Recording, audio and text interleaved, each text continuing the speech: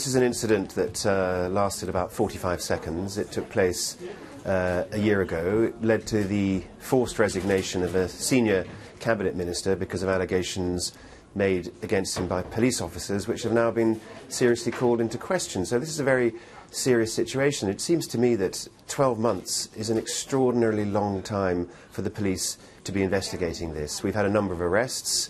We've had various lines of inquiry pursued. We've already had one police report rejected by the CPS on the grounds that it was inadequate. And there seems to be no end in sight. 30 police officers working on this inquiry, supervised by the Independent Police Complaints Commission. It seems to be taking far too long. Meanwhile, of course, Mr Mitchell is left kicking his heels and the public are none the wiser. I mean, the Metropolitan Police have said in response to your criticisms that it's a complicated inquiry and that it is being overseen, as you've just mentioned, by the Independent Police Complaints Commission. They say it will take as long as necessary. Are you reassured? No. Those are easy words. If it's being properly supervised by the Independent Police Complaints Commission, we'd hope to see more progress. It's not good enough for the police to say it will take as long as it takes. The public deserves some closure. Mr Mitchell deserves some closure. This is a cabinet minister forced to resign. If it turns out to be the case that the police are completely exonerated, fine, excellent, let's have that result. If it turns out that evidence against Mr Mitchell was fabricated, that is an exceptionally serious situation which we need to grapple with sooner rather than later. And is it your expectation that that second will be the conclusion of this investigation? I've no idea.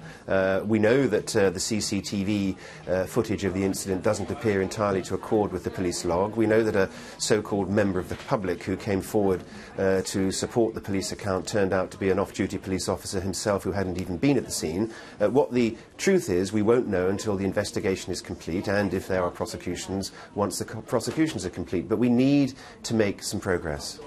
And, I mean, you're a former Director of Public Prosecutions. You've worked with the police for many, many years. What's your assessment of what is slowing down this investigation? I think sometimes investigations aren't as well designed as they should be. There's this great expression which the police like to use, we follow the evidence, and of course that's true, but you have to prioritise evidence sometimes. Sometimes you have to set parameters to an investigation. You can't simply have an investigation into a 45-second incident going on month after month after month. We're now into the second year of this investigation.